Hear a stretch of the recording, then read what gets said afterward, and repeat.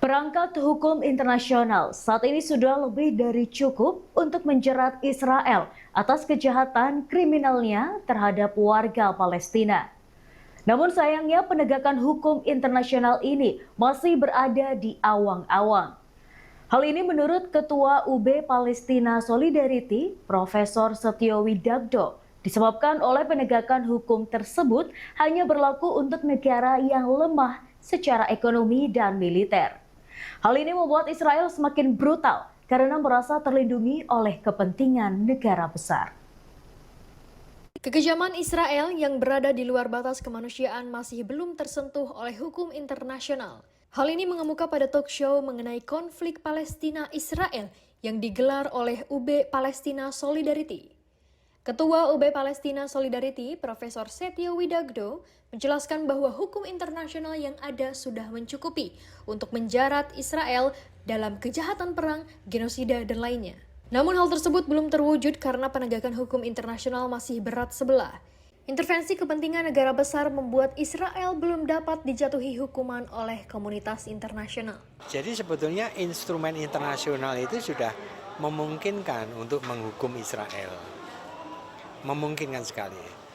Tapi ketentuan-ketentuan internasional ini nampaknya yang saya tadi katakan tidak efektif itu karena tidak ada kemauan terutama dari negara-negara besar untuk melaksanakannya. Misalnya yang dilanggar oleh Israel itu hukum humaniter. Pelanggarannya sangat nyata, misalnya Israel telah melakukan kejahatan perang. Israel juga telah melakukan crime against humanity. Israel juga melakukan genocide, itu nyata. Dan sanksinya itu juga nyata. Karena yang dilanggar oleh Israel itu bukan hanya hukum humaniter, konvensi Jenewa, tapi juga konvensi genocide. Dan juga Israel juga melakukan pelanggaran terhadap piagam PBB. Nah, tetapi sekali lagi saya katakan, penegakan hukum internasional itu berada di awang-awang.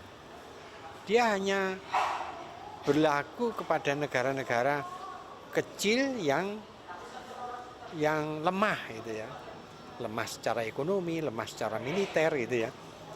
Tapi bagi negara-negara yang memiliki kekuatan militer, memiliki kekuatan ekonomi, itu mereka semena-mena.